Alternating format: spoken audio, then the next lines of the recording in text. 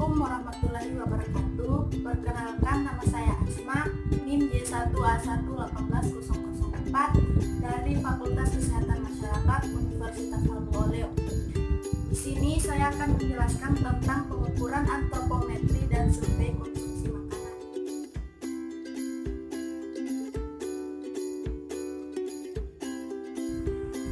Baik, yang pertama saya akan menjelaskan tentang pengukuran antropometri. Antropometri berasal dari kata antropos dan metros. Antropos artinya tubuh dan metros artinya ukuran. Jadi, antropometri adalah ukuran dari tubuh. Pengertian ini bersifat umum sekali. Dari definisi tersebut dapat ditarik pengertian bahwa antropometri gizi adalah berhubungan dengan berbagai macam pengukuran dimensi tubuh dan komposisi tubuh dari berbagai tingkat umur dan tingkat gizi. Antropometri sendiri dibagi menjadi dua, yaitu yang pertama antropometri statis. Antropometri statis merupakan ukuran tubuh dan karakteristik tubuh dalam keadaan diam untuk posisi yang telah ditentukan atau standar. Contohnya lebar bahu, telapak tangan, kepala, dan kaki. Yang kedua, antropometri dinamis. Antropometri dinamis adalah ukuran tubuh atau karakteristik tubuh dalam keadaan bergerak atau memperhatikan gerakan yang mungkin terjadi saat pekerja tersebut melaksanakan kegiatan. Contohnya, putaran sudut tangan, sudut putaran pergelangan kaki. Sedangkan alat yang digunakan dalam pengukuran antropometri, yang pertama alat. Di sini ada timbangan berat badan, pita gila, mikrotois, kertas, pulpen, handphone. Sedangkan bahan yang digunakan yaitu anggota keluarga atau responden yang digunakan. Ukuran lingkar lengan atas. Pertama, pengukur berdiri menghadap bagian kiri orang yang akan diukur. Kedua, orang yang diukur berdiri tegak menghadap lurus ke depan. Pengukuran dilakukan pada lengan kiri atau pada lengan yang tidak sering digunakan untuk aktivitas. Keempat, orang yang diukur diminta untuk membengkokkan siku 90 derajat dan meletakkan lengan di bawah depan tubuh. Cari tonjolan tulang pada bahu dan punggung siku. Ukur jarak kedua ujung tulang tersebut dengan menggunakan tali. Lipat tali menjadi dua bagian yang sama. Beri tanda dengan spidol pada pertengahan kedua tonjolan tulang tersebut. Kelima, lingkarkan pita ukur secara pas dengan lengan setinggi tanda tadi. Yang keenam, baca dan catat hasil pengukuran sampai milimeter terdekat. Pengukuran lingkar lengan atas. Pengukuran lingkar lengan atas hanya dilakukan pada wanita yang berumur 15-45 tahun. Biasanya pengukuran ini ditujukan untuk mengetahui angka kekurangan energi kronik wanita. Karena bila seorang wanita mengalami hal ini dapat mempengaruhi keturunannya, misalnya gizi kurang pada anaknya. Berdasarkan pengukuran pada sampel, diperoleh bahwa ukuran lilanya mencapai 24 cm.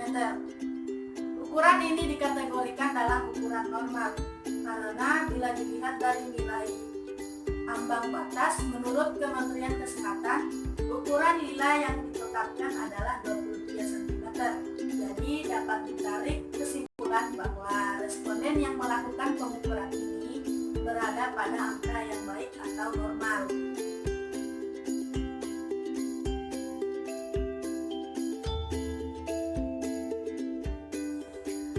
Selanjutnya saya akan menjelaskan tentang survei konsumsi makanan, di mana di sini terbagi dua. Yang pertama, food recall dan food frequency questionnaire. Yang pertama, saya akan menjelaskan tentang metode recall 24 jam. Ini merupakan salah satu metode kuantitatif pengukuran konsumsi pangan. Prinsip metode recall 24 jam yaitu mencatat jenis dan jumlah bahan makanan yang dikonsumsi pada periode 24 jam yang lalu. Bahan dan Bahan makanan dan minuman yang ditanyakan adalah bahan makanan dan minuman yang dikonsumsi sejak responden bangun pagi kemarin sampai dia istirahat tidur malam harinya, atau dapat dimulai dari waktu saat dilakukan wawancara mundur sampai 24 jam penuh. Data bahan makanan yang telah dikumpulkan kemudian dikonversikan ke dalam zat gizi dengan menggunakan daftar komposisi bahan makanan. Selanjutnya, hasil yang diperoleh dibandingkan dengan daftar angka kecukupan gizi yang dianjurkan untuk Indonesia. Selanjutnya, tata laksana metode recall 24 Hour. Yang pertama, petugas atau pewawancara menanyakan kembali dan mencatat semua makanan dan minuman yang dikonsumsi responden dalam ukuran rumah tangga selama kurun waktu 24 jam yang lalu. Yang kedua, menganalisis bahan makanan dan zat gizi dengan menggunakan daftar komposisi bahan makanan. Yang ketiga, membandingkan dengan daftar kecukupan gizi yang dianjurkan atau angka kecukupan gizi untuk Indonesia. Yang keempat, agar wawancara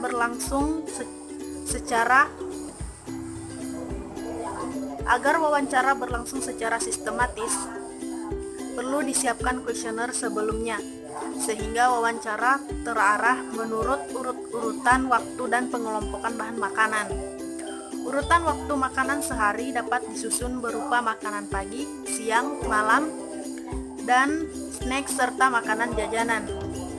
Pengelompokan bahan makanan dapat berupa makanan pokok, sumber protein nabati, sumber protein hewani, sayuran, buah-buahan, dan lain-lain. Selanjutnya, alat dan bahan yang digunakan dalam pengambilan data food recall, yaitu yang pertama ada kertas, pulpen, handphone, dan kuesioner food recall dan aplikasi NutriSurvey. Sedangkan bahan yang kita gunakan di sini adalah anggota keluarga atau yang dijadikan sebagai respon. Hasil pada survei konsumsi makanan food recall 24 jam yang dilakukan sebanyak 2 kali, dapat diketahui bahwa responden pertama memperoleh hasil sebagai berikut. Energi sebanyak 1848,95, karbohidrat sebanyak 121,35, lemak sebanyak 15,68, protein sebanyak 30,225. Dari hasil di atas dapat ditarik kesimpulan bahwa angka kecukupan gizi makanan yang dikonsumsi oleh responden belum telah ditetapkan. Yang kedua, pada hasil survei konsumsi makanan food recall 24 jam yang dilakukan sebanyak 2 kali, dapat diketahui bahwa responden kedua memperoleh hasil sebagai berikut. Energi sebanyak 1115,55, karbohidrat sebanyak 82,55, lemak sebanyak 8,44, protein sebanyak 16,475. Dari hasil di atas dapat ditarik kesimpulan bahwa angka kecukupan gizi makanan yang dikonsumsi.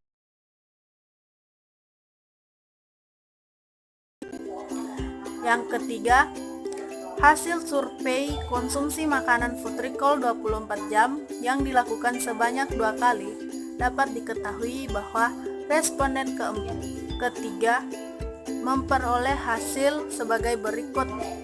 Energi sebanyak 985,5, karbohidrat sebanyak 55,67, lemak sebanyak 10,18, protein sebanyak 19,4. Dari hasil di atas dapat ditarik kesimpulan bahwa angka kecukupan gizi makanan yang dikonsumsi oleh responden belum memenuhi standar yang telah ditetapkan.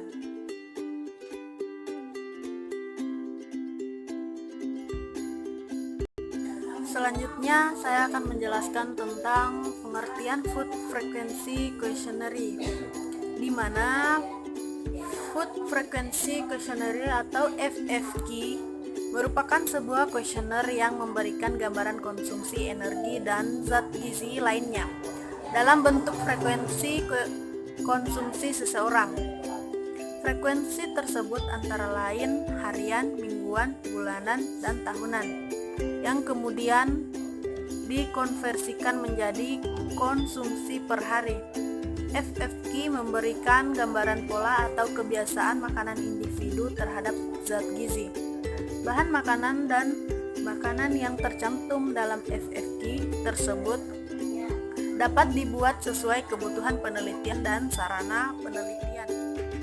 Alat yang digunakan dalam pengambilan sampel FFQ yaitu yang pertama, alat di mana ada kuesioner semi FFQ, aplikasi Nutri-Survey, kertas, pulpen, dan handphone. Sedangkan bahan yang digunakan di sini adalah anggota keluarga atau yang dijadikan sebagai responden.